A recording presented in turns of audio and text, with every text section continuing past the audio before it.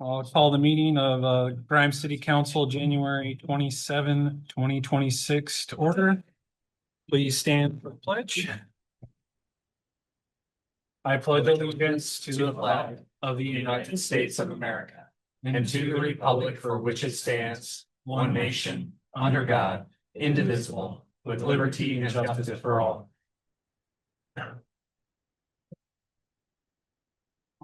Roll call, please. DePhillips here. Earlbeck here. Johansson Here. Lovelady Here. Borkerding Here.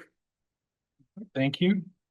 And can I have a motion to approve the agenda? I'll move. I'll second. Moved and seconded. Any discussion? I see none. Roll call. DePhillips. Aye. Borkerding. Aye. Lovelady. Aye. Johansson. Aye. Earlbeck. Aye. All right, thank you. That brings us to public forum. So last time I made a statement about public forum, I said that I made a statement out of kind of an abundance of caution, kind of being the first one out the gate for me. Largely what I said still stands though. It's intentionally not supposed to be a debate or discussion because that could lead us into being considered of taking action on an item without proper notice, and we don't want to fall in that territory. But it does not mean that we as a council can't respond with statements or something of the likes, just for a point of clarity. But anyhow, but moving to the public forum, just a reminder, sign up if you haven't signed up. I think the sheet's up front now. And we'll call you up and just state your name and address in 3 minutes roughly, and please try to stick to 2 topics. So anybody signed up? Yeah, we have a few. First is Joe Herman. Okay. Mayor, council members, evening.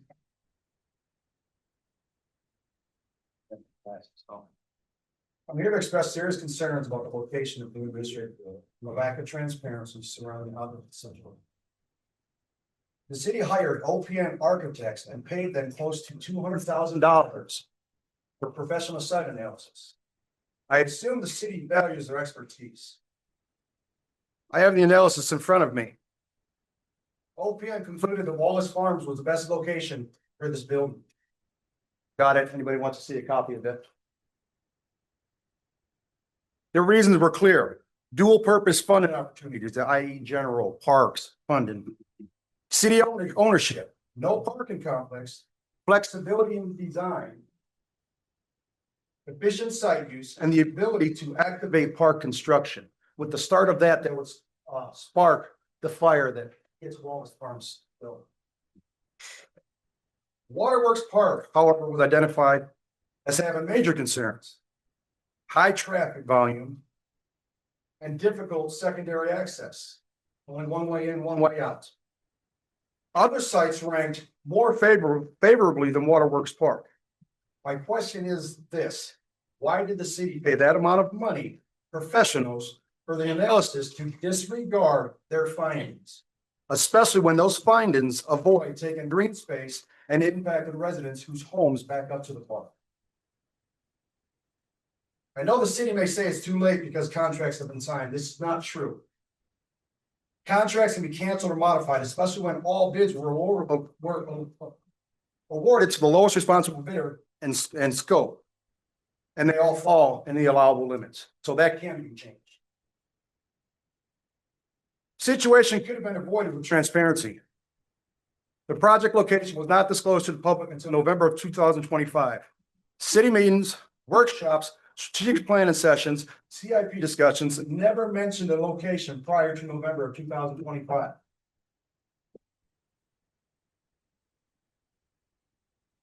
Residents were denied opportunity to provide meaningful input because of this.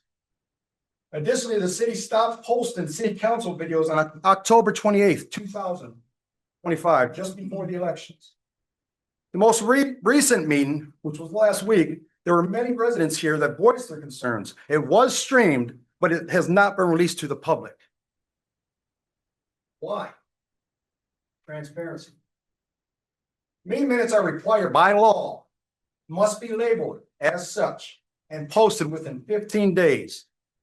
Instead, they appear buried inside large agenda packets, which consist of hundreds of pages. This is not transparent government. Finally, many residents attended the last meeting to speak. Not one council member or the mayor acknowledged them, thanked them for their concerns, showed any concern, went right into the meeting. Silence sends a clear message of what's going on here. I ask why we hire professionals. Why do we pay almost $200,000 to an organization, which I'm assuming they're great because the city's paid them a lot of money to do these jobs. I think it was the greatest analysis. If you want to see it, I think it was great. Joe, can I just stop you? I'm sorry, but we did not spend $200,000 on the site selection analysis. Staff conducted that. We paid OPN for design services. Okay, you paid OPN $112,000 for the architectural design, $112,000, still OPN, okay? But What I'm but getting what at, you're saying though is that it was, and that's just not the case. okay, well, let me clarify what I mean. Okay. What I'm getting at is these people are reputable. We trust what they're saying. We paid them, not necessarily just to that, over $200,000 in multiple contracts of the city, not necessarily just that building. So that's fair. Is that fair? Yeah. Okay, That's fair. so thank you for clarifying. Totally agree. You know, we make decisions. Why do we invite for public input? If the residents' voices are not respected or heard. I just asked for the transparency. Last, Mr. Mayor, you posted on your Gish for Grimes. Last meeting that we identified at the city council meeting, numerous civilians were appointed to positions. That's not the case. That didn't happen. I think it's great if we go up a step of that. But again, it just gives the perception of something didn't happen, it just said happened. So again, that's where I stand. I've got a copy of the analysis. Anybody wants to look at it. Thank you. Okay, thank you. Who's next? Brian Hanson. Brian Hanson. Okay. Mr. Mayor and Council, I want to kind of piggyback on Joe's things. This was posted on the city website on December 17th, the day after that this whole park thing was approved, and then said that in verbatim, Wallace Park City Council is still evaluating the long-term design and budget parameters for Wallace Park. Preliminary concepts did not align with the long-term fiscal expectation, and the council is expected to revisit this discussion in 2026. I believe that's this year. So I don't know why we have to rush to judgment and put up a building that a lot of people in this town don't want to see there, when you can just stop, take a breath, and look and revisit this, because that's what you said you're going to do. Okay. Enough of that, and I'll get to my talking points. First, I'd like to commend you for your ability to push this whole thing through for a year and a half without anybody ever knowing about it. While you feel you might have followed the rules, at a minimum, you probably did nothing illegal, although could be viewed as unethical. We've posted and created a petition online and got a paper petition going amongst the people in the city. And we had close to probably 300 signatures altogether. If you take in that into account that these people represent families that probably hundreds more valued this park, not just the parents, but the children. These people would have been standing here a year ago had you brought this out to the public.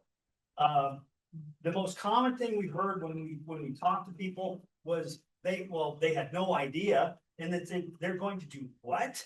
And people want the park.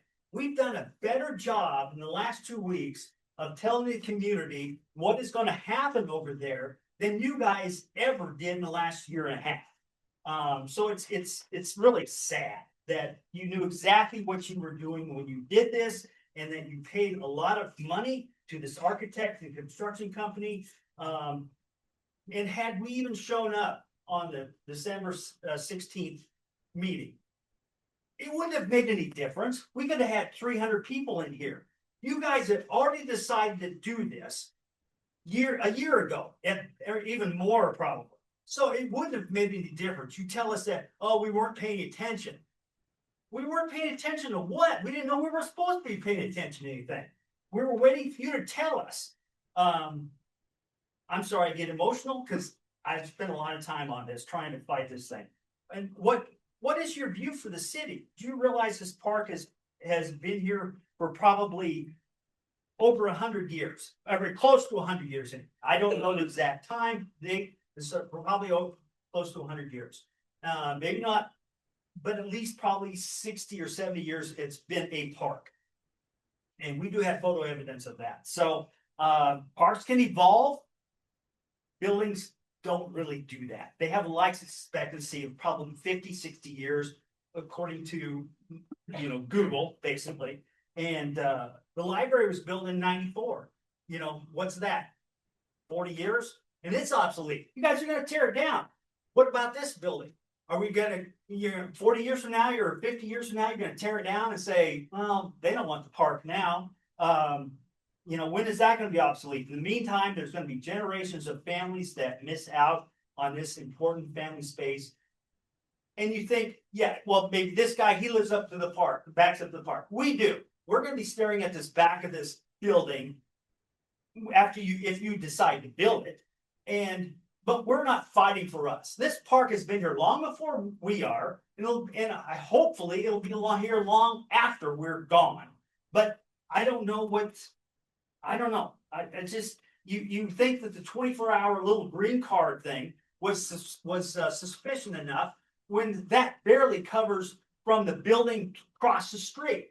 There are people blocks and blocks around us that use this park every day in the summer. It is a busy place. We know, we watch it, we enjoy it. We don't go out and play on the swing, but we watch the kids do it. We watch kids play ball. We visited with other council members over this discussion time that we've had in the last couple of weeks. And some of them have gotten out. You know what they say? Well, yeah, that's why we got out, because there's no transparency. It's a few people probably pulling the strings for the rest of you. And then I'm sure, I know that the new people coming in, hopefully you're going to stand up for the community and not be, oh, well, we didn't know how to do it, so we'll just go along with the rest of you. So, it's I'm not sure who you guys are working for. You're not working for us. You haven't shown us that. And that's all I got. I mean, I'm about to throw up because I've been worried about this thing for a month now, or over a month. And so appreciate your time. Thanks. Thank you, Brian. Next. Sean Hempstead? Yep. Okay. Yeah, my name is Sean Hempstead. I am with GSS Incorporated here in Riverdale, Iowa. And I'm actually here to talk about something other than that. So well, you guys will be happy about that. I'm here to talk to you about a proposed text amendment in the communication tower ordinance that you guys have here, for the City of Grimes. Today in the ordinance, towers are allowed in the M zoning districts, and also that are not inside the 141 overlay zones as well. But also in that ordinance, it says that the tower must be set back from all property lines and structures 100% of the tower height. I am suggesting, and I'll have my associate hand out a package to you, a proposed text amendment that would allow it to be that same language, the 100% tower height, unless the tower applicant submits an engineered fall zone letter, which is a letter basically saying the tower will fail at a certain percentage fall radius that is signed by an engineer in the state of Iowa. But then also the tower would still need to meet the normal underlying setbacks of the district as well, which is only the M districts. This proposed text amendment is not to make it allowable anywhere. It's keep it in the M districts, just to a short fall zone, because all these locations, anymore they're being built out, and people tend to build in the center of the property, and tower even of 100 to 150 feet can't fit anywhere in there. Fall zone letter would allow that. Fall zone letters, started coming, actually prior to 2001. Nobody even tried to design a tower, fall less than 100%, because most of the towers were outside of the communities, on the outskirts. But as of when 9/11 happened, people started realizing when the buildings fell, that we need to start doing towers as well, so that we can bring them into the community. As we all know, we're all reliant on our communication devices, mine's sitting right there, and I'm already worried looking at it. But we need to make them work.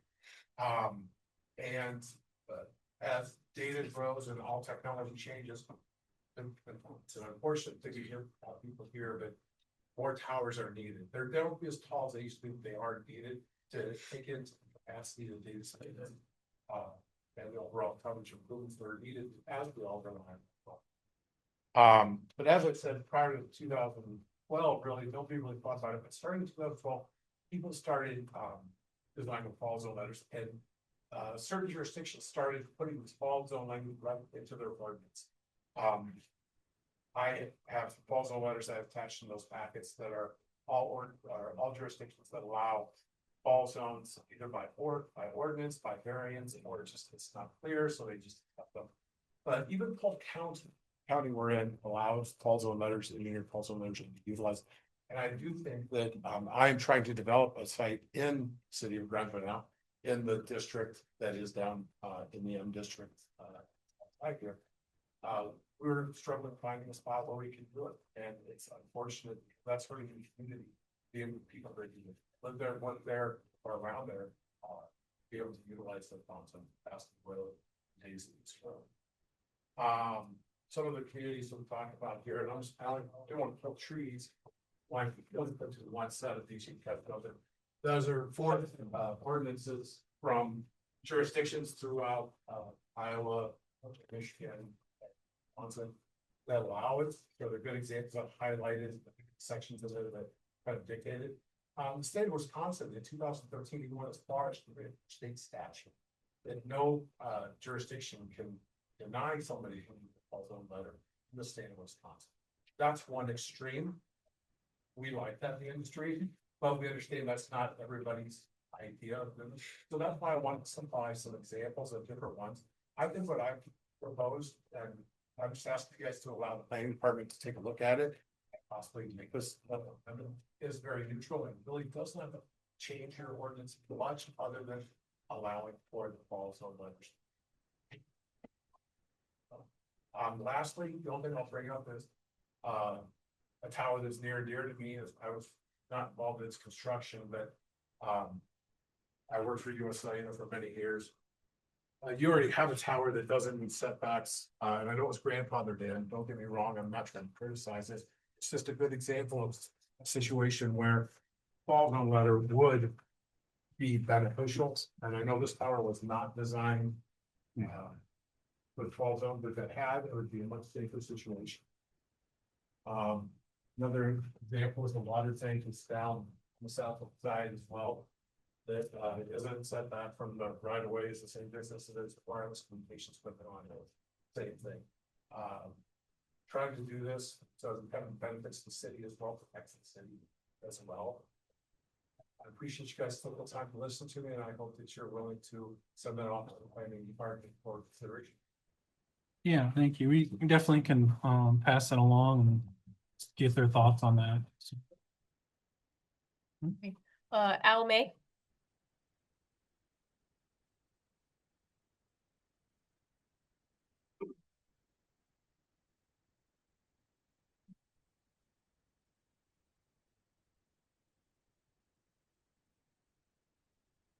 Thank you very much. Mayor and council. I just had some prior comments from the last meeting. And one of those I'm going to just relate to is the organization called Boy Scouts is no longer around. It's called Scouting America, but I know many of you are familiar with that. And their motto used to be prepared. But some of the laws that they have established or bylaws or identification for issues for that organization, which really applies to any citizen, includes things of being loyal, helpful, friendly, courteous. In that, however, I guess my issue really has to do with the first comments, Mayor, that you had made in the last meeting. And that you had identified, as I recall, something about that other people would be around after the meeting to talk about things, as you apparently don't talk about them now. You kind of corrected that. But I think the real aspect of that is honestly, I'm disappointed. You left. You didn't stay around. This is your first time being a I mayor. was here You're not the mayor. You're the mayor pro tem. on the city council, Alan. I'm gonna stop you there. Go ahead for and just stop a me, but minute. you really, I'm the one. But I was there. You were there. Yeah, You're the you mayor were- pro tem. He was just elected as mayor and he left. That's fine. Election's over. So then why don't you all leave? We will. We have families to go home to, but the point is, don't make these broad statements and try to allude. I'm a little frustrated by this lack of transparency comment that a couple of you have. That Sir, Not I all never the said time. that. I Not never all the said that at time. all. I said that the mayor said we should, You- and I'm excuse here. me, I'm the one presenting this information. So do exactly what you said you were going to do and have the type of character that you just described. I'm trying. That's why I simply said Thank this. you. Editorial comment. Thank you. In that aspect, I'm simply looking at what you call as the purpose for an administrative building. Before, as I recall, this was called a facility study. I don't recall it ever being said that it was at all. Somehow that got weaved in the wordsmithing of what it was going to do. My basis for saying that is I think been considerations that you need to be intentional with what you're doing. And one of the things that I see is the city needs streets more than they need a city hall. You need to complete James Street, and that should be done before there's any city hall ever built community, ever. James Street's been here forever. It looks like a 1940s or 50 ditch road. And you've tried to do it now, and apparently you were able to get it done before winter came. But just another comment from that standpoint, if you take a look at Southeast Sixth over here and you go to the intersection with James, there used to be temporary stoplights there. They were taken out. You have started to be able to put in the stoplights. That's great. You have one light standard there, but no light. Have you ever driven that at night? You can't see the stop signs. There's no lighting around there. But you have a light standard there, so put a light bulb in it. Thank you, Alan. I'll just say one thing, Alan, just for the good of the order. I made a comment about my exit last week. I went to go to a function for my child. It's a one-time in his life experience for him. I'm not gonna apologize for that. Happy to receive a call, text, email from you. I never have in 8 years, but I still welcome it, so thank you. Next. Kristen Hansen.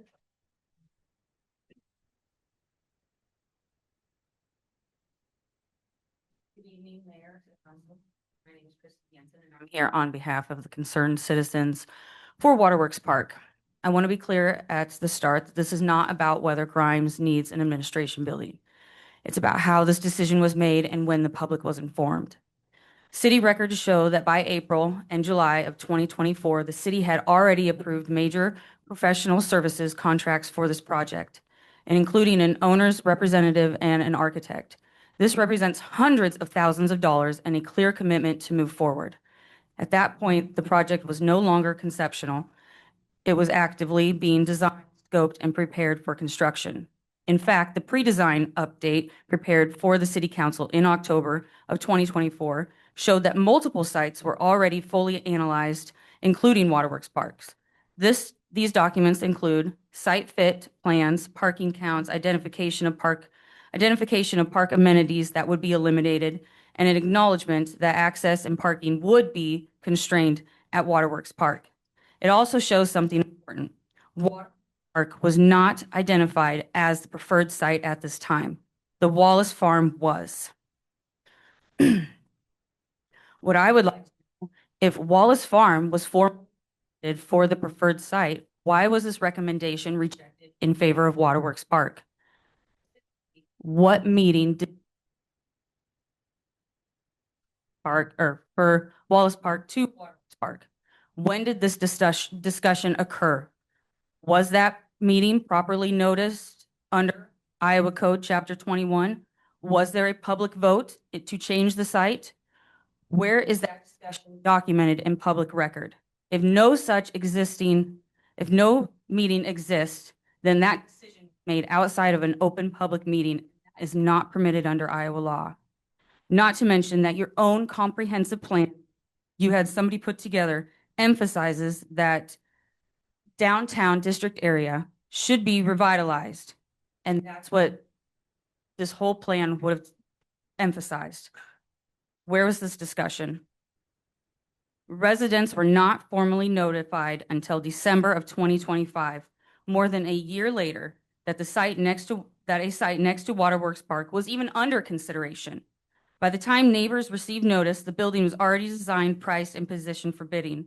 The public hearing came at the end of the process, not the beginning. I understand that the city followed the construction statutes of bidding and hearing by meeting the minimum legal notice at the very end, and is not the same as the meaningful transparency, especially when public land is involved. The city's own comprehensive plan emphasizes public participation, transparency, and protection of parks and community character. It also recognizes that Grimes already falls below national park land standards per resident, and that parks are a critical part of quality of life. When parkland is evaluated, and that discussion should happen early, openly, and with the community, not after the plan's already complete. Because of this time and transparency concern, a request to the auditor for an independent review based directly, entirely on the city's own record. That request is not about stopping a project. It's about governance and accountability. This isn't political. It's about process, trust, and your guys' transparency. Public land deserves discussion. Public dollars deserve transparency before committing, not after. I'm asking the council to acknowledge these concerns going forward and to clear public engagement scale, especially when public assets are involved. Thank you for your time. Thank you. Anyone else? One more, Terry Golightly. Okay.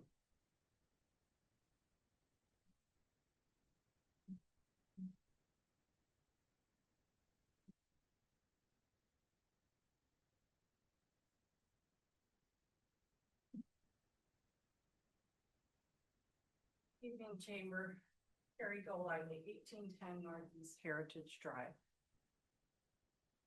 I'm going to repeat my statement from last meeting. The biggest overview I can say is you're not listening. For 5.5 years, I've attended many meetings and listened to some of the very same issues. Folks come in, they ask for issues to be addressed, and I can say from personal experience, I have only had 1 or 2 council members interact with me on issues that I have brought to light. When there is 1, 2, 3, 4, 5, 6 council members. You took an oath to office. That oath is very much the same as many other organizations. While you get paid a small amount to sit on council for the time that is involved, and I personally know that from my own personal experiences in the past, you are paid employees of the citizens that have elected you. I go back to the chamber debates, the second one, and a statement was posted or put in the bin, and I believe it was Mike that headed that one since Brian was gone. And the question was, how were you going to balance work, other organizations you're involved in, committees that you guys talk about being part of here for the city, your family, etc. How are you going to manage those workloads and your other responsibilities, but still do your duties to the city?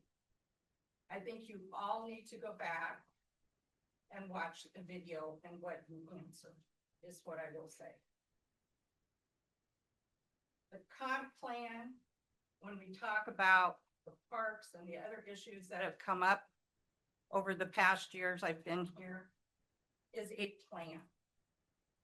It is not a set in stone. We have to do this because it covers multiple years.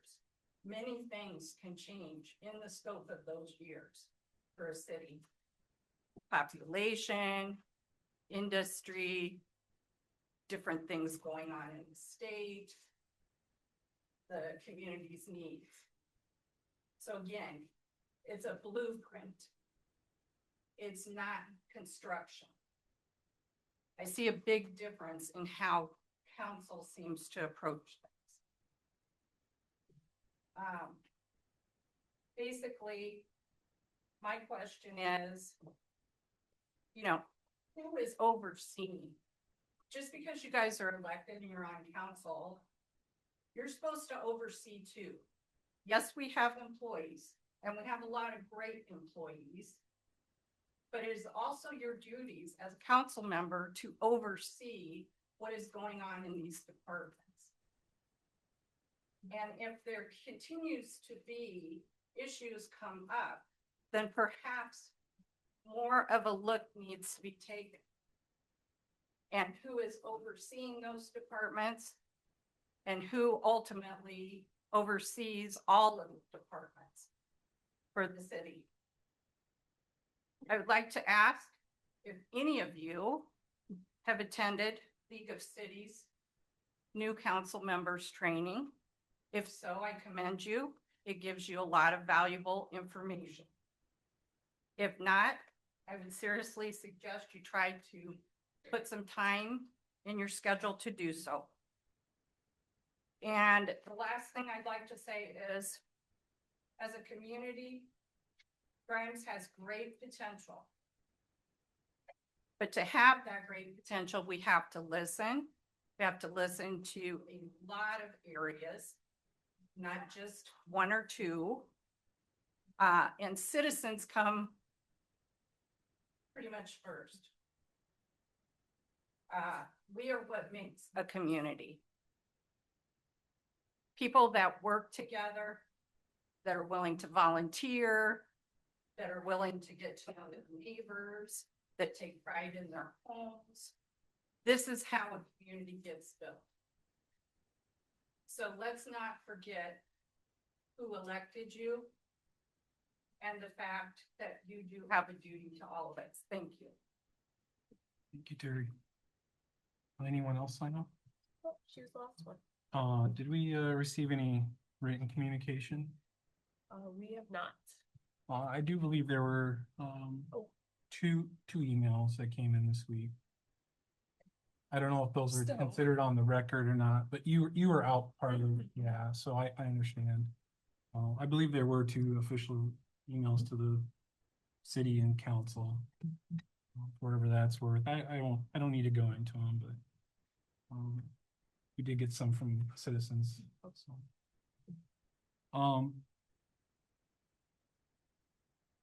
You know, the administration building, I get the feelings people are having, but we follow the same procedures for public notification that we use with our other projects like the library, the splash pad, the fire station. The difference you probably noticed though is just like the extra outreach.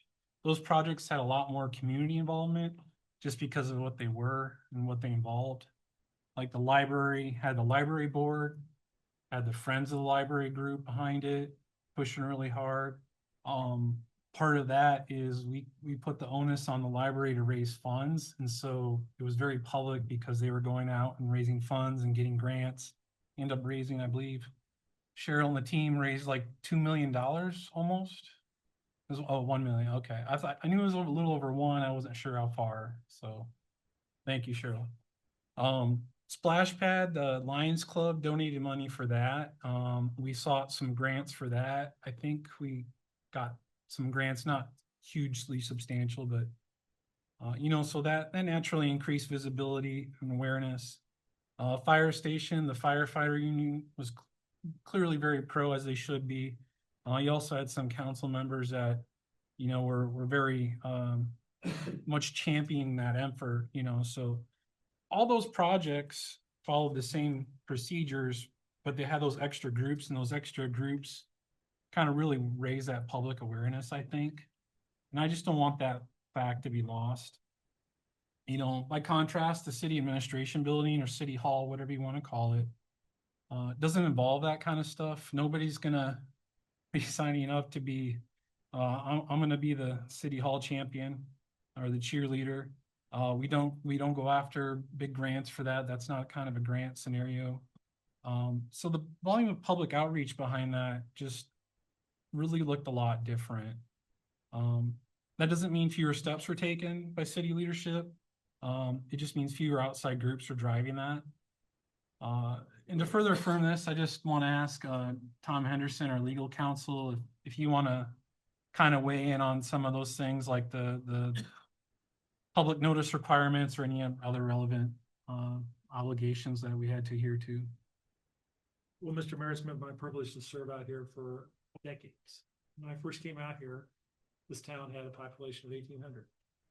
And now it's about 10 times larger. And it's a great team. It's probably one of the best in the metropolitan area. It's had phenomenal growth over the years. And it's been a real honor to be able to serve this city for the time I've been out here. You currently don't have a city hall. And I think it's, when you think about it, the cities around you that aren't as good have beautiful city halls to conduct meetings. Look where you're meeting tonight, in an elementary school. And so the elected officials ran for office. They've discussed where they want to take the city and what their vision is. And they were elected by the citizens to make some tough choices. And one of the choices they had to make was whether they should get a city hall built. And they instructed staff to do that. I will tell you that the elected officials were given more than, as you know, 2 sites. They're actually given several sites to look at. All of them were suitable. And the fact that staff picked one from an Iowa law standpoint means nothing. I've had lots of cases involving zoning decisions and decisions with regard to Board of Adjustment.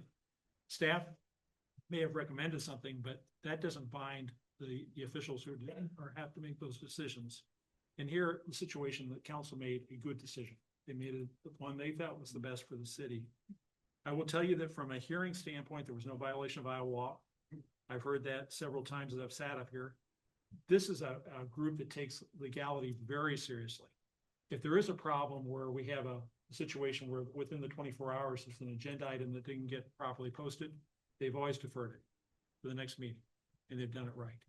They have never done, at least on my watch, anything that I've seen wasn't in full compliance with Iowa law.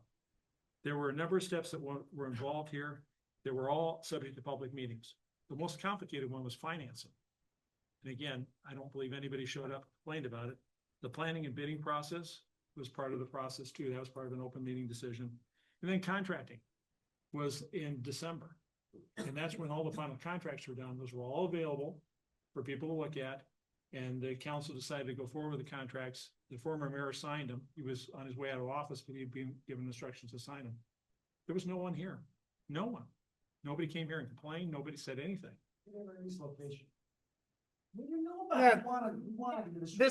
This is a business meeting. We have rules. Business. Yes, and I understand that. It's a representative form of government, and I'm happy to talk to both of you after the meeting. No, that is a blatant lie, Joe, and you know it. You have my phone number. We used to be neighbors. Point of order. There is decorum that's required in business meetings. Mr. Herman, Yes, sir. it's time for the council to make their statements. Mr. Henderson's making his statement. This isn't an open discussion. It's a business meeting. He's making an open The discussion. council has business to do. We are doing that business. If you'd like to talk afterward, I will make myself available as I have every other council meeting. Mr. That's Anderson? all I had, Mr. Mayor. There was nothing illegal about the process. The process followed Iowa law with regard to open and public meetings. Well, thank you. I'll finish with this. Public administration building that's being, constructed. I think it's gonna be a beautiful building. I think it's gonna be a functional building. I think it's gonna fit the needs of our growing community. I think it's important to note though, Waterworks Park is still gonna be a park. We've invested in that park more than we have invested in any other city park by far.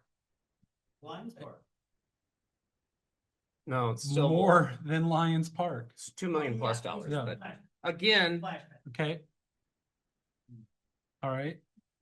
So I understand the sense of loss, but it's still gonna be a park and it's still the largest and most invested park we have. Having said that though, at the same time, we want to be good neighbors, right? And with that in mind, I intend to encourage the council and staff to explore the possibility of a parallel project. That could add more family-friendly amenities, such as playground or maybe other features. Additionally, I want to ask that we work collaboratively with the neighbors, determine the right level of berming, landscaping, etc., that fits the views that they want to see or not see. So I think those are all things that we can explore and look at and work with our neighbors on. This time I'll invite any other council members if they want to make any statements to go ahead. yeah, I would like to say I do appreciate everybody coming. I appreciate your comments. We take those very seriously. You may shake your head and say we don't, but Ms. Golightly, you and I stayed after the last meeting for an hour. I hear you. We've talked frequently. And I understand your concerns. We also have a representative form of government. We have elections that happen. And as an elected body, 5 people are elected to represent the entire city, which is 18,000 people. That's a difficult task. And any decision we make, the vast majority go very unnoticed because they're boring. It's putting sewer out so that every time you flush your toilet, the stuff goes somewhere and it doesn't stink up the town. It used to stink up the town. It doesn't anymore because we made decisions that were in the long-term best interest of the community.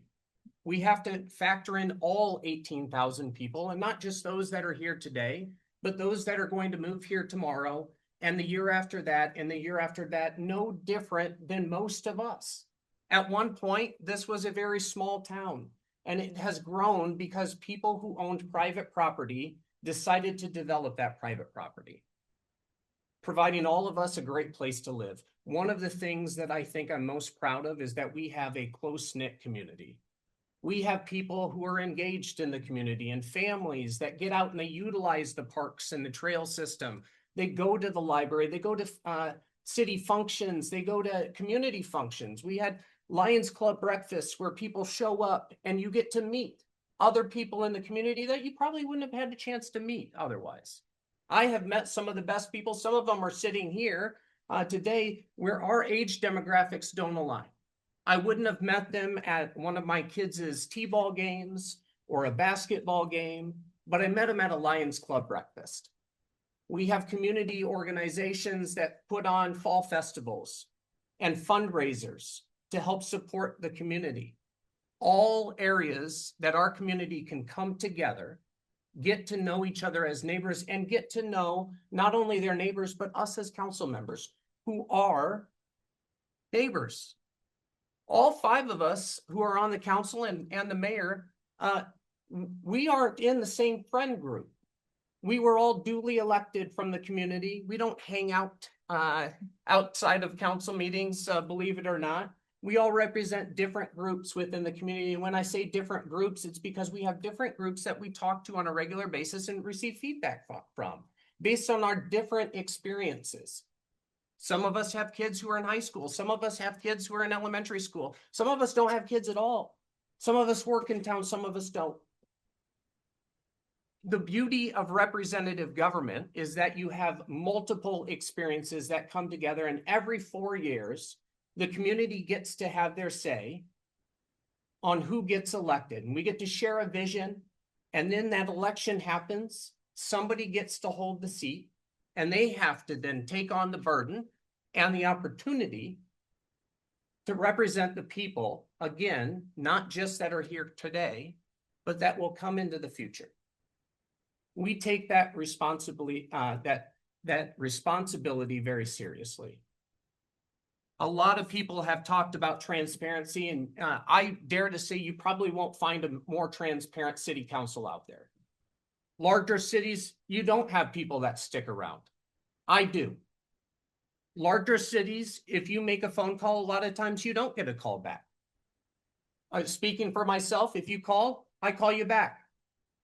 Have I responded to every email over the course of my time on 10 years on the city council? No, I haven't. There's probably a handful that I've missed. But you know where to find us, and we do listen. It doesn't mean that we always agree. And I understand the frustration. If you've looked outside of your back window for years and you've seen a park, I understand that frustration. Change is difficult.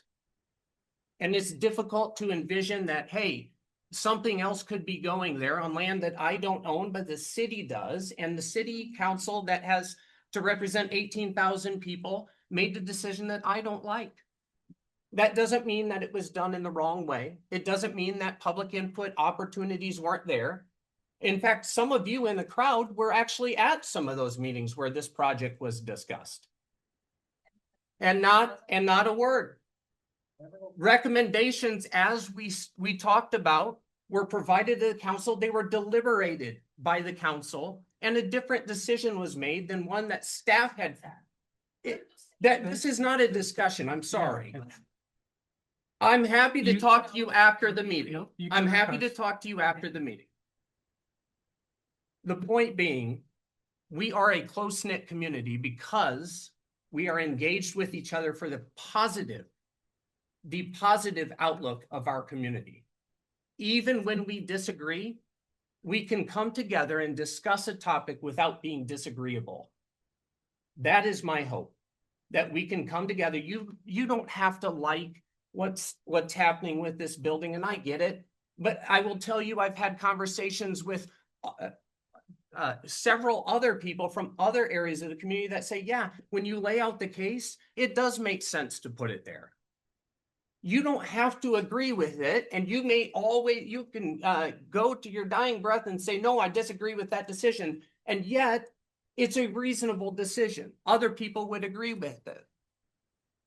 At the end of the day, we are close-knit because we can agree to disagree at times and know that at least we have people who are elected, that we have elections, number one. That's a great freedom to have. And number two, that we have people who will stick around after a meeting and listen, who will respond to your phone calls and your emails. And at the very least, who will allow you to come up on a public forum and talk about whatever issues that you want to talk about. And you get a few minutes to be able to impart whatever those comments are. My encouragement for everyone, including us, is that we would continue to be positive helpers in the community. People who seek out ways to build it up, less of trying to tear it down, even when we disagree with others. Let's continue to have those conversations. That's all I got, Mr. Mayor. I'd like to add just a couple of things. I also will stay after. I'm happy to hear from people. I appreciate people coming. We don't often have that, and I'm a huge proponent of make your voice heard. A couple of things I want to address, though, quickly is, one, I am 100% supportive of Mayor Gish leaving the last meeting. He had a kid who had an event. It is important that we support the council members as families that have families as well. That's something I will never expect you to apologize for or anyone else. So I just want to publicly say I support that you showed up here and then made time for your children. Otherwise, the other thing I want to point out is there's a lot of conversation that's coming up again about lack of transparency. In the 4 years I've been on council, I have found there is not a lack of transparency. It may feel that way because there are big packets. There's a lot to wade through. I also have to read through them. It is a lot. I can tell you there is nothing I have found that is nefarious happening here. We are citizens and taxpayers ourselves. It would not behoove us to hide anything. It would not behoove us to spend recklessly, make rash decisions. We do take this seriously. We do disagree. And we do find professional ways to move forward. And again, we have to represent, as Councilman Johansson said, we have to represent the entire city. That is a lot of people.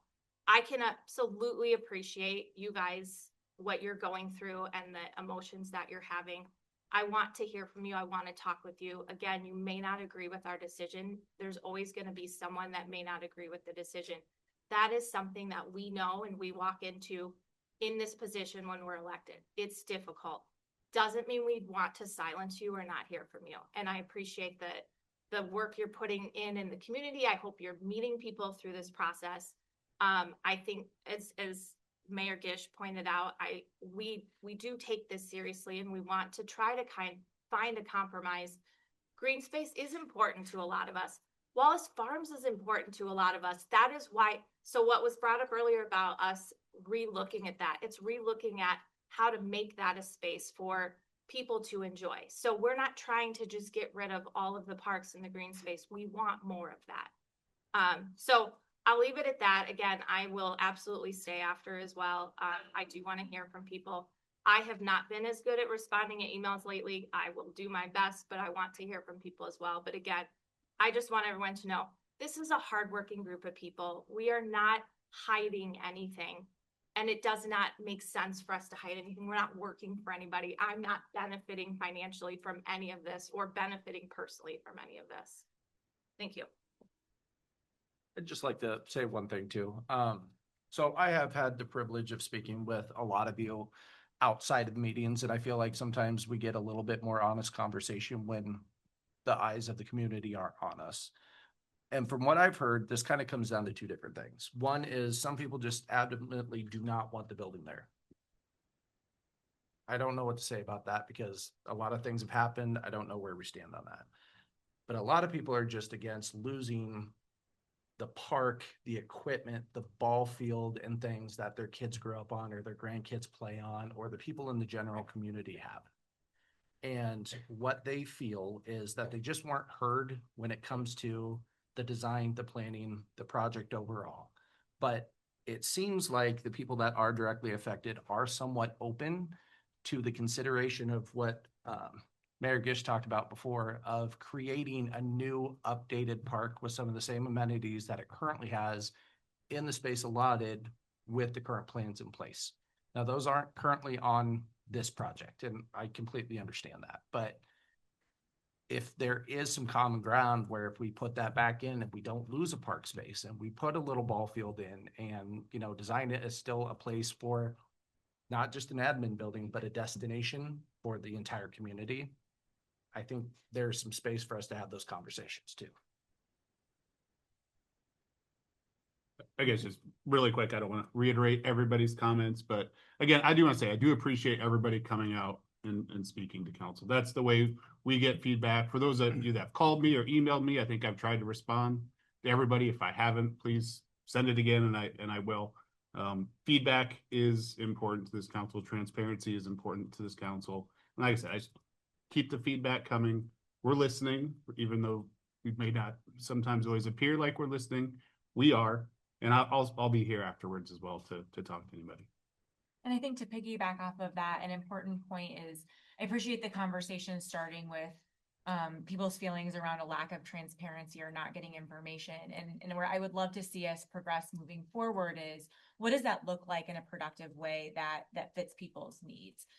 It's a starting point to acknowledge that that's the sentiment, and then also let's collaborate together and solve together, learn the lessons that we all need to learn, and then look forward and get really specific about, you know, how do you get your information and what would that look like to be more forthright or collaborative or transparent or whatever those words might be. So. Yeah. Thank you, everybody. And I'll just reiterate one last thing, you know, as a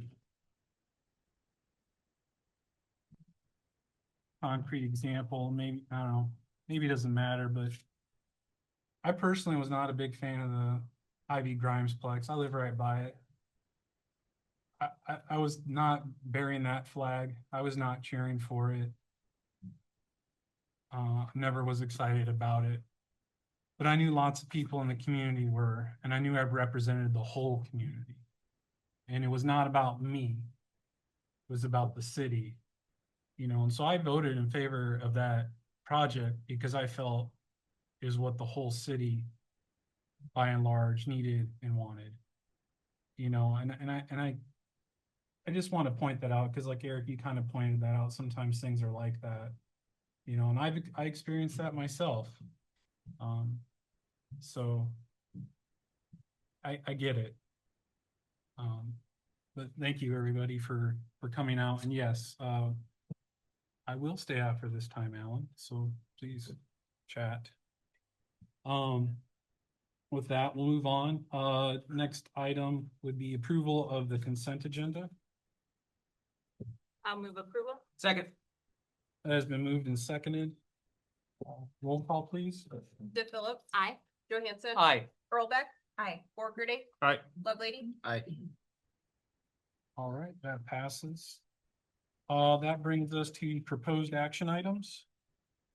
Number one, downtown assessment update. I believe that's Katie. Afternoon, everyone. Good evening. Here's quite a quick update on the downtown process, and then we'll get into a couple items related to our mural that's coming to downtown Grimes. So,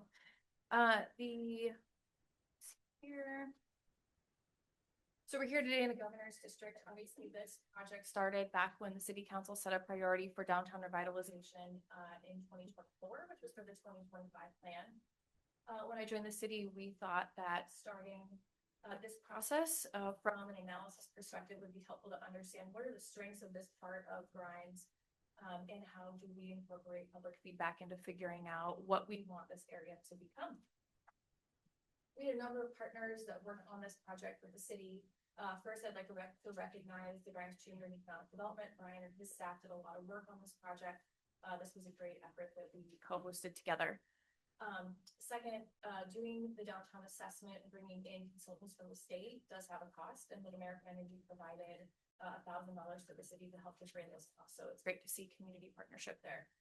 And then last but not least, our partners for this whole process were from the Downtown Resource Center, which is part of the Iowa Economic Development Authority. This process involves bringing in a team of consultants from around the country to look at your community and understand what are your strengths and opportunities as it relates to revitalization. So we did quite a bit of public engagement leading up to the downtown assessment, which included mailing letters to 300 area residents of businesses of the governor's district. We did an online community survey and asked 8 or 10 questions about this specific part of Grimes. What do people want to see? What are their hopes for this area? Even kind of a fun question on if someone gave you $100 grand in this area, what would you do to positively impact the neighborhood?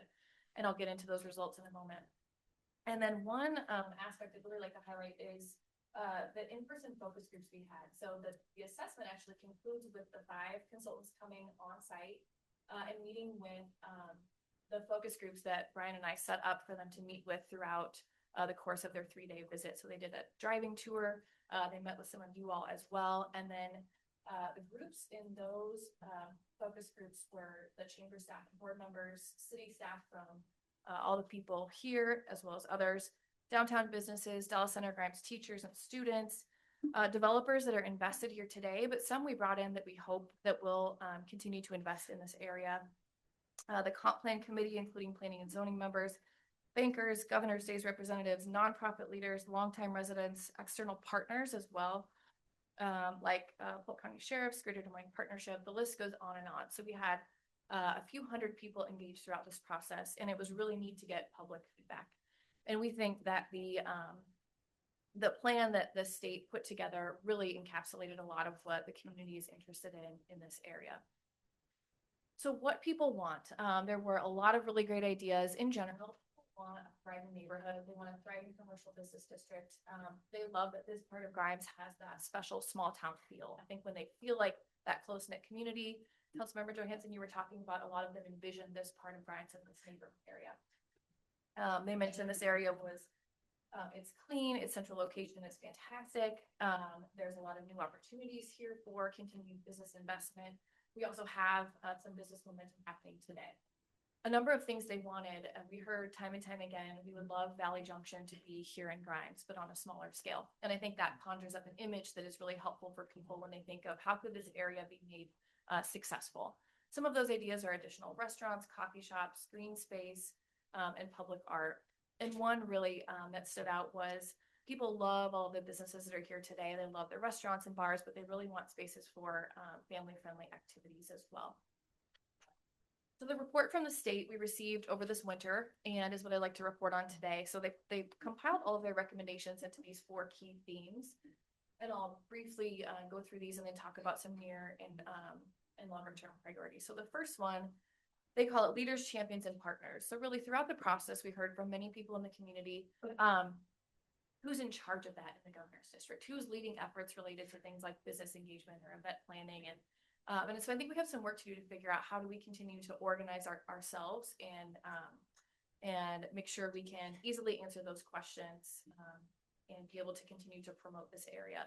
On the promotion side, people would really like to see more events in this area to capitalize on some of the development momentum we have, but to be able to showcase the businesses that are here and some of our public spaces as well. The next one is on public spaces. They encourage us to activate and enhance what we have today. They have kind of a unique principle that in public space, someone in a business district, someone should experience something every 20 feet. That could be a unique window. That could be a piece of public art. That could be unique signage. That could be decorative lighting. So thinking through that lens of what are the improvements we can make to public space that really enhances the experience. Next on physical development, they had questions around how do we continue to expand the governor's district? Really folks thought of it as from Highway 44, predominantly just the 3rd Street. But I think as we look at this area, we have a larger space to be able to continue to develop additional land and also preserve some things we have today as well. So figuring out what does that all look like for the future is a high priority. And then lastly, redevelopment is costly as far as resources, money, time, partnerships. There's a lot that goes into it, and it's really, really difficult. So the last section is on incentives and funding. How can we help leverage not only public dollars from the city, but state programs and other programs we can take advantage of to partner with the private sector to make some of these dreams come true. So the report is broken down into some short-term and long-term ideas. Some of these I'll mention today, and you'll notice them in my recommendations for where we take it from here. Short-term ideas include better wayfinding signage to be able to answer the question, how would someone find their way to the governor's district? I think that's a really valid thing we should consider. Some basic beautification elements, so just beautifying the area, making it more of an aesthetically pleasing experience to be walking along Main Street. Some longer term opportunities would be adding public art, which we'll talk about in a moment, but then also adding more retail buildings, adding different types of housing uses. And again, retail could be pop-up or it could be permanent. So there's a lot of really great opportunities to explore. And then way long term could be the potential activation of a future trail corridor with Sylvian and Railway, and taking a look at how could we leverage trail oriented development patterns. So we have a lot going for us, which is really exciting. Immediate priorities where I would like to start is defining our roles for business engagement. I think that's really important. And I do think that there is a role to play for the city as well as our partners in engaging the businesses that have chosen to invest here, as well as those that will be in the future. The second item is doing a parking study. So as we've seen here, there is some construction happening in the governor's district today, which is wonderful. We did hear quite a bit of concern around parking throughout the course of these meetings. I think we want to take a closer look and understand what's the extent of that. Is there a concern? If so, is it at certain hours of the day, certain locations? And how can we provide for parking for all? So that's something that's top of mind. The next item is revising our incentive policies and programs to support continued investment and reinvestment. One thing we've heard and that the state recommended is about a facade improvement grant program or some type of matching grant or loan. So any of these recommendations will come with a broader recommendation for our incentive policies in general. A plan for the visual impacts of the 4 Bs. So they mentioned blooms, bike racks, benches, and banners for additional public art. So figuring out how do we work with our partners to accomplish some of these things.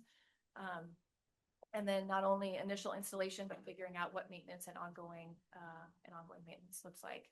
And then lastly, additional communications. They recommended that the city and our partners continue to share the great things that we have going on down here. So we make sure that folks in the community are aware of what we have here, the assets and the momentum. So those are some near-term priorities.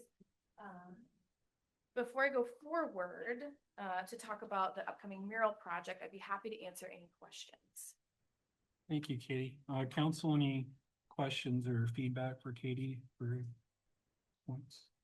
No, just having participated in some of those meetings, I think it was certainly worthwhile to hear from various factions of the community. As you pointed out, there are a lot of different voices in the room, and so it's one of the ways that you get a good product here for the district. The other exciting thing I think that we've always really talked about for the entire 10 years that I've been on the council is bike accessibility to the governor's district. And long ago, I mean, the rail line's been abandoned for quite some time, and we have been trying to work with the railroad for the better part of a decade to acquire that. Unfortunately, the cost has been extraordinarily high. But there might be some new life that has been breathed into those conversations just via changes to the railroad ownership, et cetera. So that's exciting. I think that certainly, as we were talking in this context, could bring a whole different element to the district. Yeah, and we've talked a couple of times now, Katie, and I just want to say to the council, like I am very interested in the visual visual, yes, but incentive programs and some possibilities there. I know a lot of people talk a lot of times like, why aren't you doing more there? Why aren't you doing more there? And part of the problem there is it's the businesses who buy the land and build the businesses and start the businesses. City doesn't do that. But I think with incentives, there's ways we could help the businesses that are there spruce up their, whatever, maybe it's just the face of the facade or other things. And I think that'll add a lot to the district and support those people who've been here for a really long time. And so I'm interested with that, but we also have to acknowledge that comes with the cost. And so those are things we'll have to weigh, but I'm glad that that's in there. This is really fun to see. I mean, in talking to residents, there is a lot of desire for exactly this kind of work. And so I just appreciate what you and the staff have done to kind of start to bring that to light, because aesthetically, I appreciate when something is pretty and is fun to interact with, but I don't always know how to take it from point A to point B. And so to help people start to visualize who either are here and kind of know what their part is, and let other folks around this table in this room know what their part is, to kind of positively tell that story and then help other people imagine, what our dream is, I think is really helpful. So thank you. Okay. Ready to move on. We did have some kind of early wins, kind of low-hanging fruit, a result of the downtown assessment that we were able to act on immediately, which is really exciting. I know signage is not a super exciting thing. However, it is meaningful and it does matter, and it makes a difference for our visitors and folks in the community. So we heard some feedback that city-owned lots here in the governor's district weren't signed really well. People didn't know, could they park there, could they not? There were some vehicles there left overnight. Trying to figure out, how do we make this a better experience for people? So we were able to clear those lots, get them striped, and then add some additional signage so folks know this is welcoming. You're welcome to park here. There's some regulations as well around things that can't be done there too, which is good to let people know. And then we did add some wayfinding signage on Main Street to point towards public parking. So It's a really, really small example of how we can take some public feedback, act quickly. Shout out to the public works team that acted on this really quick, and we're really excited. So I think this was just a baby step, but kind of important. So now we'll get into the mural. So we do have a couple of additional items related to the mural, and this idea really came out of the downtown assessment process. So we had all of those different focus groups, and in one of them, it was downtown building owners. And unfortunately, Allison had to leave. She did have to go pick up a child from an event. So unfortunately, she was here, but had to go. But the Cupcas own the building at 210 Southeast Main Street. And during our event, they expressed an interest in having public art be showcased on the side of their building. And that was really great that they said, we've always wanted to do this, but we don't really know how or where to start. So they had an idea and a willingness to share the side of their building with the public. In a different meeting, what we had with the high school students said, when asked the question, what would it take to get you to come to the governor's district? They said, well, we would love to see some public art. And it was really interesting that they were so excited about it. So after the assessment occurred, the Cupcas selected Courtney Garcia here, which is the local artist that will be painting the mural. She's a former DCG high school student and graduate and a former Grimes resident as well. So this is a project that's special to her and kind of a neat community connection. We have been working with them and partnered with DCG high school students to go out and meet with the students a couple of different times. You can see in the bottom right. Courtney leading a session around asking questions like, what does Grimes mean to you? And how do you associate with your community? And visually, what does that look like? And what would make you come down here and take that picture and post it on social media? Because that's the idea, is creating a unique gathering place. So that's how it all came together. And we've provided or gotten a lot of input from students, as well as, of course, the property owner and then city staffs have had a chance to collaborate on this as well. So this mural is privately owned on the side of their building. And is the total mural cost is around $20,000. The city applied for a public art grant to help support that and was awarded that through Bravo of $13,500. So the remainder is being contributed by the property owner as well as other donors. And it will be painted this spring. So here's a picture of the mural design. And of course, Courtney's here if you have any questions for her about the art itself. But the concept is the future is bright, which is also the city's tagline. It's really a nod to the governor's district. You can see kind of those buildings in black that are there and existing today, as well as the water towers. A lot of the elements here is what the students said really made a lot of sense to them and what they think of for the community. But then really the main focus is in the middle. The future is bright. So thinking about not only the nod to the students, but our community as well, and the growth that we are seeing and expect to see for the future. So we're excited to see this be installed this spring. And are there any questions about this or the process before I go into the next two items on the agenda? I love this so much. This is really fantastic. Yeah, this is the first time I'm seeing their rendering here, and it really great job. And great collaboration. I mean, obviously I can tell we're kids that are my son's age are gonna go and take pictures, but yeah, really cool. Yeah, that's great. Congratulations, Courtney, and thank you. I mean, it's so fun to see a public-private partnership take place in a lot of many facets. And, if it was the city alone, I think things like this would just be really difficult to do. And so kudos to everyone involved in seeking those partnerships to make it happen. And what a really great story from start to finish to tell. So thank you. Yeah, I think it's awesome having a former grad do it. That's great. Okay, so if you're okay with it, we can just move on to the next item. It folds right in. We do have to formally accept the grant funds from Bravo.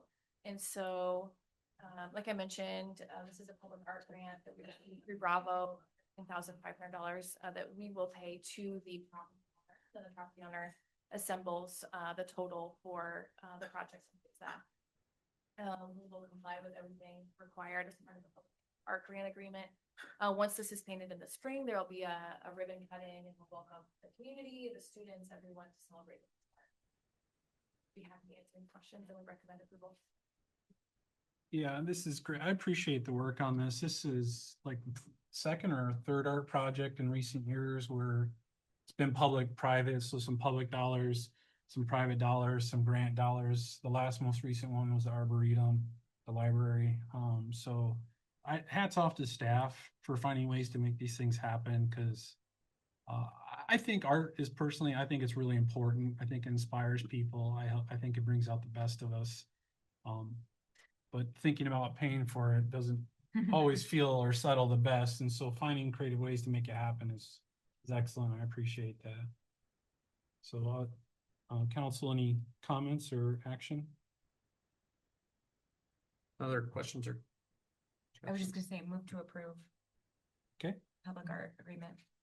I'll second. Okay, motion in a second. Any further discussion? Roll call, please. Earlbeck. Aye. Lovelady. Aye. Johansson. Aye. DePhillips. Aye. Workering. Aye. All right, thank you. That passes. That brings us on to resolution 01-4026, approving a mural agreement between the city of Grimes, Iowa and TJK Properties LLC. Mayor, so I mentioned, this is a bit unique in that this will be a privately owned on private property. So we do have a mural agreement, set between the city and the property owner to outline our roles and responsibilities for this project. The property owner will own, maintain, and provide insurance coverage for the mural. Additionally, they'll maintain access to the public indefinitely for it. And then should it be damaged or destroyed by either like graffiti or, God forbid, a horrible, like a natural disaster, they're held to restoring it to a clean visual appearance, and then with the intent to actually repaint the mural. So we understand that that's as far as we want to require them to take it, but we looked at that with them. And lastly, as a part of this agreement, the city will contribute the Bravo grant funding, and then we will require them to obtain a right-of-way permit because they'll be in the alley to work for development mural, but we will wait the next part. I'm happy to answer any questions. Thank you. Council, any questions or comments? I'll move resolution 01-4026, approving the mural agreement in the city of Grimes and TJK Properties. Second. Okay, moved and seconded. Roll call? DePhillips. Aye. Johansson. Aye. Workering. Aye. Earlbeck. Aye. Lovelady. Aye. All right, that passes. And no, a special thank you to that property owner for partnering with us on that. That brings us to item 4, Southeast 5th Street and Southeast 6th Street reconstruction. And Matt. Thank you, Mayor and Council. I'll go over a brief presentation for it, and then we can ask questions afterward. The city of Grimes sent a project out called Southeast 5th Street and Southeast 5th Street and Southeast 6th Street reconstruction on December 16th. Project includes reconstruction of Southeast 5th and Southeast 6th from Southeast Little Beaver Drive to Southeast Trail Ridge Road. The project was bid on January 20th. We received 11 bids. The low bidder was Sternquist Construction of Indianola, Iowa, with a bid of $503,935. The bids range from 15% above to 34% below the engineer's estimate of $764,683. The notice received for this project will be in May of 2026.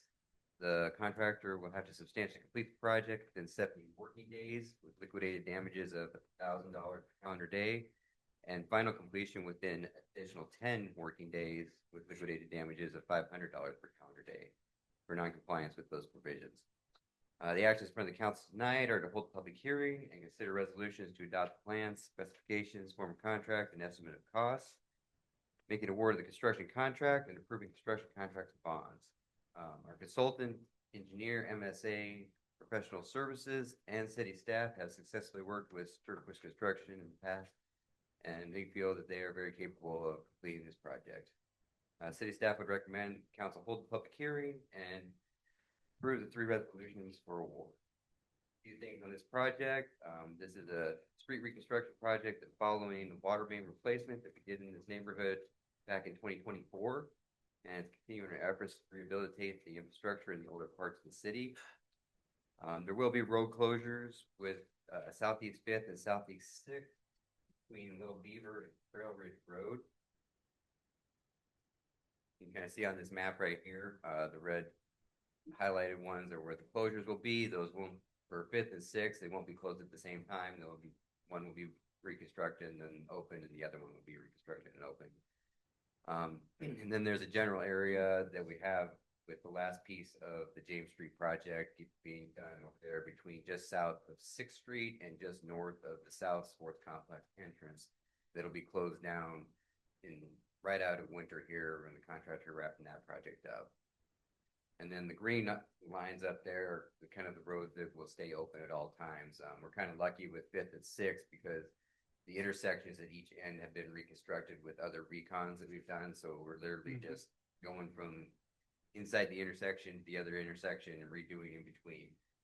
So those streets should remain open at all times and shouldn't impede traffic. Another thing is we had a public information meeting for the water main where all these residents along 5th and 6th were invited back in winter of 2024. We have a planned public information meeting with those residents again, specifically just the ones on those streets, for this recon in the next month. And that'll give them a chance to come and see what we're doing, ask questions, how things are going to operate and whatnot for the project. The other thing that is usually of interest is the garbage and recycling and the mail are all going to be maintained by the contractor during the project. What generally happens is they have the garbage and recycling bins put out to their driveway where they would have, and then the contractor is required to take them to a certain point that's agreed upon with the collectors. And then mail will be maintained by like a mailbox gang that's put somewhere else outside of the project where the mail can get delivered and they have to go get it from there. And that's all I got for right now for anything. So Okay. Council will do comments and questions in a second, but first we'll hold the public hearing on plans, specifications, form of contract, and estimate of cost for Southeast 5th Street and Southeast 6th Street reconstruction. Would anybody like to speak on this specific topic? Okay, seeing none. Is there any written communication? Nope. Okay, I'll go ahead and close the public hearing. That brings us to 4A, Resolution 01-4126, adoption of the plans. And assume it's kind of all three of these are making the award and authorizing construction, are all the yeah, stuff we we can talked put them all about. together as we've done in Yeah. the past. But council, any questions or comments for Matt? No, appreciate staff. You laid out, Matt, that this was a sequential project. Started with everything below where the road would go, and now we're to the spot where we get to replace the road. All of that said, I understand these are inconveniences for the people who live along those roads, and so appreciate the efforts that you guys have taken as a staff to really try to alleviate to the best that we can the inconvenience they'll have vis-a-vis the trash and recycling and mail, those types of things. Nonetheless, let's hope for a very good construction season so that the project can get done hopefully early and not late. Yeah, thank Matt, you. I really like that we offer the face-to-face conversations that people can show up and talk with staff and the contractors. I'm just curious for those who either aren't interested in engaging in that face-to-face manner or are unable to attend. This is kind of the sticking point. It's like a necessary evil that we have to do these types of inconveniences that later on, I think there's probably a lot of appreciation for. So just curious, what other ways do we maintain communication with those that are really impacted by this project? Like, how do we update how things are going and kind of maintain conversations, especially if they're unable to attend in-person meetings? Like, so everybody that lives along there get a letter, and then in that letter we'll have all the contact information to contact us about things if it's a concern comes up during construction or whatever.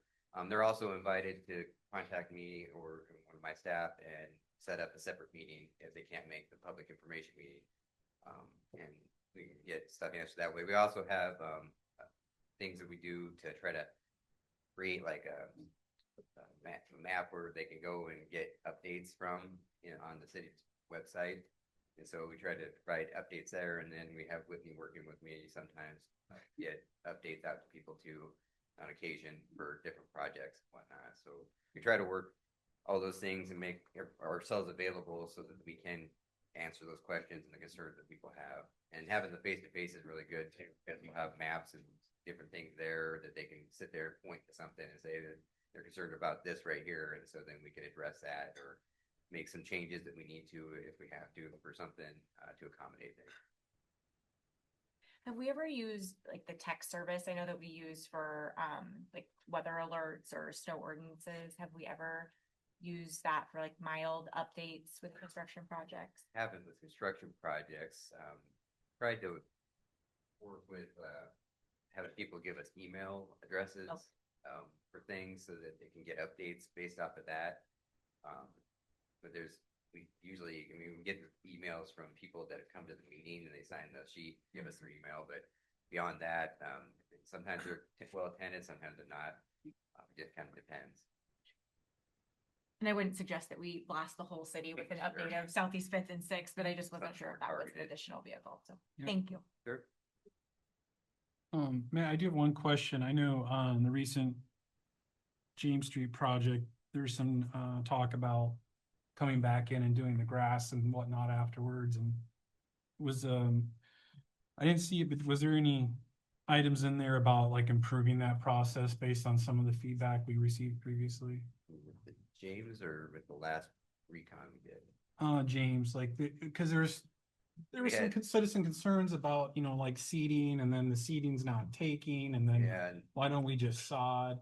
We did this last like round that. of recons, we did do sod instead of seeding method, and we're trying that out to see how it works.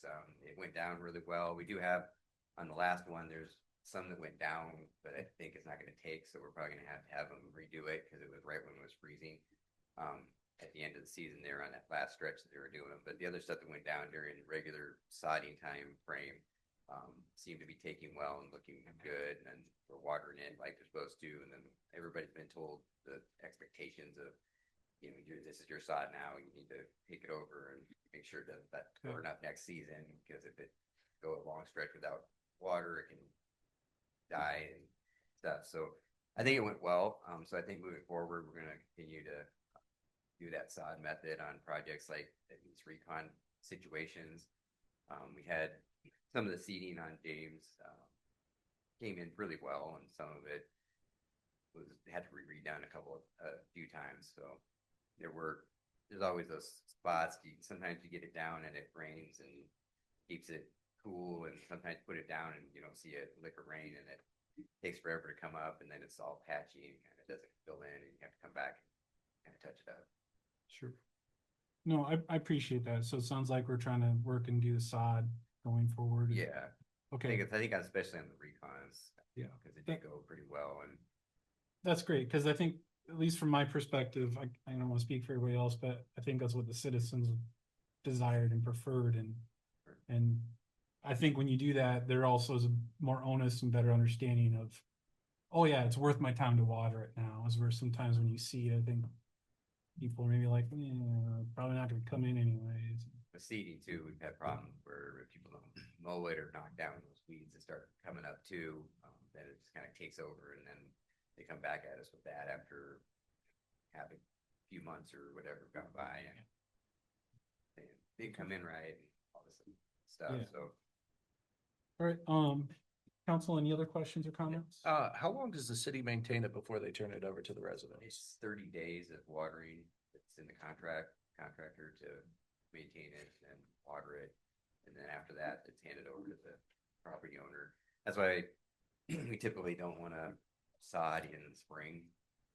We try to sod in the fall so that you're going into the cooler time of year, and then stuff cannot get burnt by the summer heat, and then goes in winter, and then gotta go dormant, and it has a good chance in the spring to really root in and hopefully establish itself better. All right, council, any action on these items? There's no other questions or comments. I would move resolution 01-4126, adopting plan specs and form of contract and estimate of cost. Resolution 01-4226, making the award of the construction contract, and resolution 01-4326, authorizing construction contract and bond. Second. Okay, been moved and seconded. Do you have some- Sorry. Oh, Did you open and close the public hearing? Yeah. yes, Oh, you did. yes. Thank you. I'm very slick like. Yeah. So, he had a couple days off. He's trying to get back in. So, all right, so we had a motion and a second, roll call, please. Johansson. Aye. Borkerding. Aye. DePhillips. Aye. Earlbeck. Aye. Lovelady. Aye. All right, thank you. That passes. That brings us to item 5, Southeast Second Street Water Main. Looks like Matt. Here again. Yes. So we sent the Southeast Second Street water main out to bid on December 16th also. Project included replacing aging and undersized water mains along Southeast Second Street from Southeast Jacob to Southeast Little Beaver, and small piece of Southeast Trail Ridge north of Southeast Third, connecting to where we replaced previously. This bid on January 20th, received 8 bids for this project. The low bidder was MB Construction out of Monticello, Missouri, with a bid of $368,277. The bids range from 35% above to 27% below the engineer's estimate of $505,153. The notice to proceed for this project will be in July of 2026. That's kind of lining up with some funding things where we're setting that notice to proceed date a little longer than normal. Contractor will have to substantially complete this project within 70 working days with liquidated damages of $1,000 per calendar day, or additional 10 days for final at liquidated damages of $500 per calendar day. The actions are to have the public hearing and approve the 3 resolutions. Our consultant, MSA Professional Services, has successfully worked with MB Construction on past projects, but feel they are capable of completing this project of this size. And staff has not worked with them before. That doesn't mean that they don't know what they're doing, but luckily MSA has worked with them as projects over in Eastern Iowa and had success with them. We recommend approval. The city would hold the council would hold the public hearing and approve the 3 resolutions. Another couple items on this one. This is the 4th water main replacement project in an existing neighborhood in the past 5 years. We took last year off because we did a double year where we had 2 areas done at once. And we did hold a public information meeting with folks along this street in the last fall in 2025. And we kind of told them what we were doing and what to expect, and had time for them to answer questions, ask questions, and give us their concerns. All right, council will hold off on comments for a second. First, we'll have the public hearing on plans, specifications, form of contract, and estimate of cost for the Southeast Second Street Water Main project. Would anybody wish to address council on this specific topic? Okay, seeing none, any written communication? Well, we haven't received anything. Okay, thank you. I'll go ahead and close the public hearing.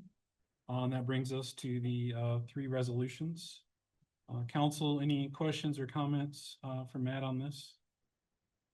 Yeah, Matt, I apologize. I missed this. I'm sure you said it, but what is the expected timeline for this plan? How many days? 70 working days. 70 working days. And it's not a notice to proceed, will be kind of like later midsummer-ish. Yeah. Thank you. Matt, am I correct in assuming that like most of our other projects, doing the underground this time, and then we're gonna come back and we'll do the road the next year, correct? Yeah, this one though is a little bit delayed because we're working on the Northwest County Line Road project in the CIP for the next couple of years. So we're gonna go do those ones. We'll have the water main done here, and this will all be patched up so we can come back then in probably 2 or 3 years, and then we'll do this project. Yeah, because that one's a pretty big one to bite off. Yeah. Okay. Any other questions or comments for Matt? My only comment, Matt, is it's great to know that MSA has worked with this contractor before. Obviously, they're out of state. They are the lowest bidder. And they've been successful. Just because our staff hasn't worked with them before doesn't mean they're not great. They could be fantastic. I would just ask that perhaps we give a little extra oversight during that process, given that we haven't had a relationship here within Grimes yet, to make sure that that process is going smoothly. So we make sure we establish a good rapport early We always want to keep tabs on people, especially ones we haven't worked with before. Yeah. Some we have worked with before, and we know we need to keep tabs on. So Yeah. there's those too. And luckily, this is a little bit smaller of a sewer project compared to some of our last ones, so that should be much more manageable to do for staff as well. Absolutely. There's no other questions or comments. I would move resolutions 01-4426, 01-4526, and 01-4626. I'll second. Okay, been moved and seconded. Any further discussion? Seeing none, roll call. Johansson. Aye. Lovelady. Aye. DePhillips. Aye. Borkerting. Aye. Earlbeck. Aye. Okay, that passes. Thank you. That brings us to 6. Second reading of ordinance 808 Sienna Hills rezone. Alex. Mayor and Council, as you indicated, this is the second consideration of ordinance 808, the rezone for a project called Sienna Hills. We're located generally north of Southwest 19th Street and east of Cheswood Drive. Current zoning is A1, proposed zoning is R4 PUD, 34.03 acres. Future land use is, generally speaking, low density residential with the greenway. The red outline kind of generally shows where it is. Rezone concept is consistent with that future land use plan. So showing a 34 acres of single family, there's 93 lots, private stormwater detention, the necessary right of way for future widening on Southwest 19th Street, 10-foot trail connect to the future greenway trail when that gets constructed, and then sidewalk along north side of Southwest 19th Street. Do berming and buffering has been a standard practice that we've implemented over prior years along arterial roadways. So there's a 30-foot reserved space along 19th Street in the rear yards of those homes that abut 19th for a 4-foot berm, and then there's a quantity of trees that are required for every 50 feet of that berm. So every 50 feet, there's an overstory tree, 3 understory trees with an evergreen. So it's trying to get some tall trees, some low trees, some trees that have cover in all seasons. Parkland, again, shows along the greenway. The city previously acquired this parkland with some grant dollars with the property owner. We were able to acquire more parkland that would have been traditionally been required of the developer. So we utilized the DNR REAP program. We're able to bring those dollars along with some additional dollars to kind of buy down the ultimate cost of that parkland. So we're able to, like I said, ultimately reserve more than what was necessary. But in doing so, that didn't obligate the property owner to provide more parkland. They were already providing that with their with the acquisition. So, and then I believe we had this slide last time. Sienna Hills is kind of shown right here. Just gives you a little bit of perspective of some city projects that are underway as well. The red identifies where there will be a full depth asphalt overlay project. So that will connect where there's previous asphalt by the bus barn all the way to the south along Jazzwood. If you're familiar with this area, to the south in Urbandale, which is their designation, 156th Street's already paved. So that will provide a new north-south paved connection from Highway 44 all the way to University Avenue, West Des Moines. And then the east-west paving along 19th Street, Southwest 19th Street in this case, is a little off the screen, about a third of a mile past the intersection, which basically butts up to the corporate boundary of the city, and then all the way east to where our previous asphalt overlay project left off with 19th and Southwest County Line Road. Well, what isn't shown here is, again, if you're familiar with this intersection, there's a stretch of gravel to the south along Southwest County Line Road, or if you're in Urbandale, 142nd Street. That project is within the Urbandale 142nd Street widening, if you recall. We're a partner. Urbandale is a lead on that project.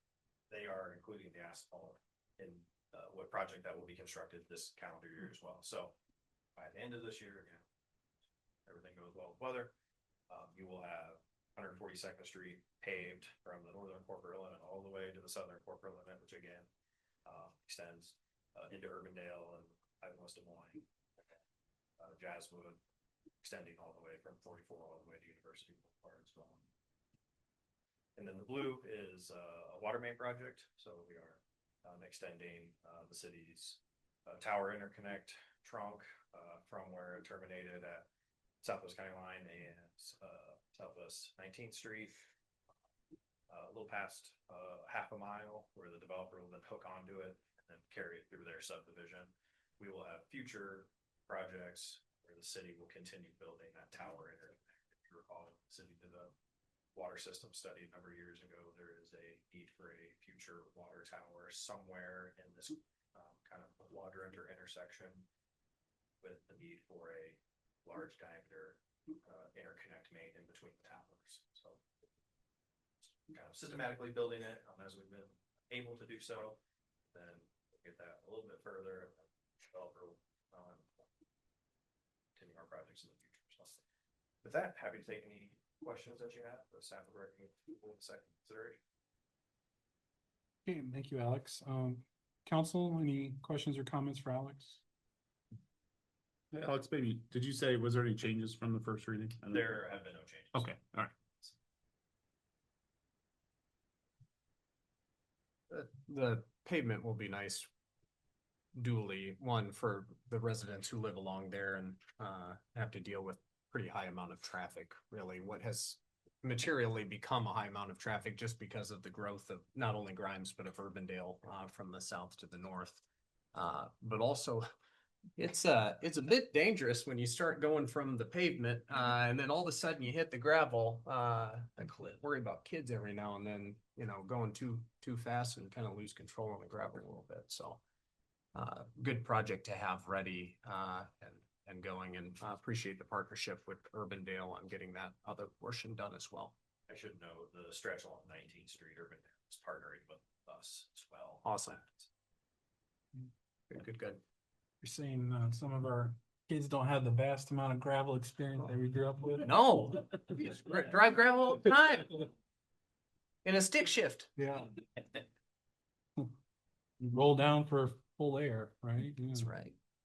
Okay. Any other questions or comments for Alex? Nothing further. I'll move the second reading of ordinance 808, Sienna Hills rezone. I'll second. Okay, been moved and seconded. Any discussion?